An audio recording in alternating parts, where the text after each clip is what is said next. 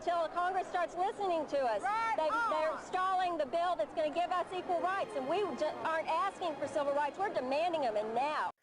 In the 1900s, discrimination against the handicapped was very prevalent. Various figures and organizations made grand efforts to confront this issue, and fortunately, these efforts were not in vain. Starting off with the familiar name of our 32nd president, Franklin D. Roosevelt. A fact unbeknownst to many, in 1921 he was infected with polio, a highly infectious viral disease that in certain cases can lead to other fatal results. In this case, the loss of function in FDR's legs. In 1926, he purchased Warm Spring Resort in Georgia to form it into a site for physical therapy, specifically hydrotherapy, and rehabilitation. Soon, Warm Springs became the leading site for polio rehab in the U.S. This wasn't the only push for this movement. In the 30s, the organization League of the Physically Handicapped was formed to protest discrimination against the handicapped. The Home Relief Bureau marked applications, denying access to WPA jobs for those with disabilities. To combat this, the League held a sit-in at the Home Relief Bureau for over a week in May of 1935 and another sit-in in the WPA headquarters in June of the same year. Within a year, they proved to be successful, and over 1,500 jobs were opened for the disabled.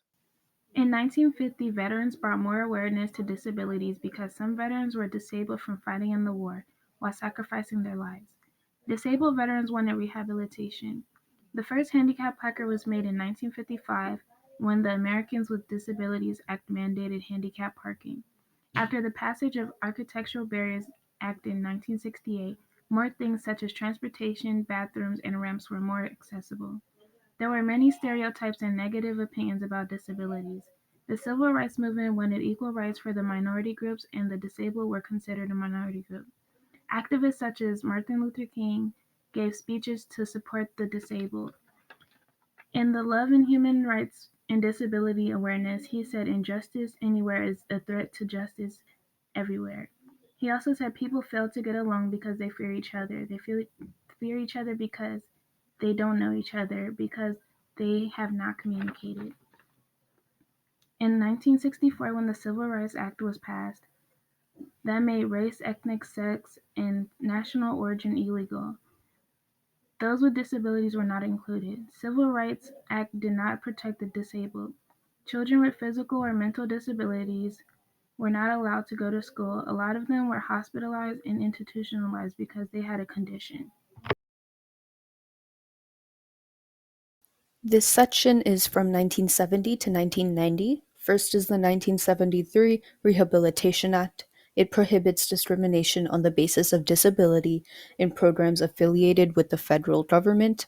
It was signed by Nixon in 1973, and this law led to the creation of the ADA of 1990. Important sections are Section 501, 503, 504, and 508. Next is the American Coalition of Citizens with Disabilities. This was a disabilities rights organization created, governed, and administered by individuals with disabilities. It started in 1974 and ended in 1983. Fred Fay was the ACCD's first president. The ACCD helped carry out Section 504 of the Rehabilitation Act and also advocated for accessible public transport. This is their pin. Next is the 1975 Education of All Handicapped Children Act. The EHA was passed in 1975 by Congress.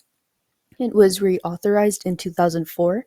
The EHA helped broaden access to education for children with disabilities, and since then they have developed and implemented effective programs and services for special education.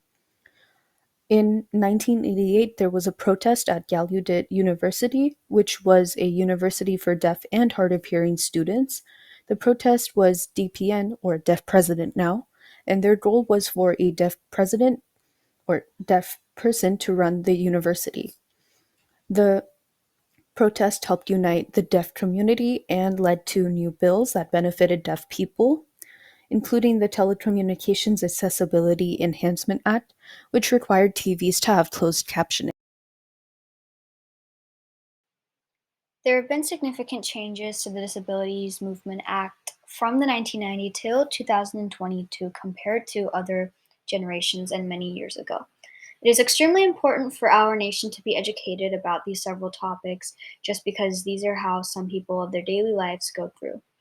In 1990, the American Disabilities Act was signed, which prohibits discrimination against people with disabilities in several areas, including employment, transportation, public accommodations, communications, and access to state and local government programs and services.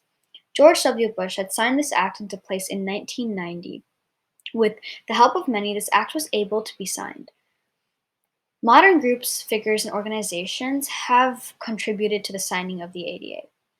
The American Association of People with Disabilities. They have played a significant role in this movement because they have largely advocated for the rights of the disabled through many harsh conditions, especially through COVID-19 from 2020 till the present 2022. They have sent numerous letters and documents to organizations, such as the CDC even, in order to get better representation for the disabled, especially through the rough conditions that we've been facing today.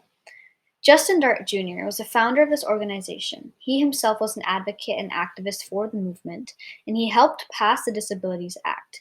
He, in fact, is regarded as the godfather of the ADA. Now, this movement has had accomplishments through the years, but one of the main events that had sparked national attention even was the Capitol Crawl of 1990. This gained attention as it was the biggest event of the movement that had actually sparked the signing of the American Disabilities Act. In this event, the disabled they fought for more rights regarding transportation, as generally transportation companies would ignore the accessibility features for disabled people. To protest this, they threw away their walkers and their wheelchairs and they crawled up the Capitol building. And this event alone had sparked the signing of the ADA. The disabilities movement has had many accomplishments, but the signing of the ADA, along with the help of many organizations even today in 2020, has been the biggest achievement that has improved the condition of many people in our nation. Once again, it is very important to be educated on topics like these, as not only does it affect us, but it affects many people around us and many people of our nation.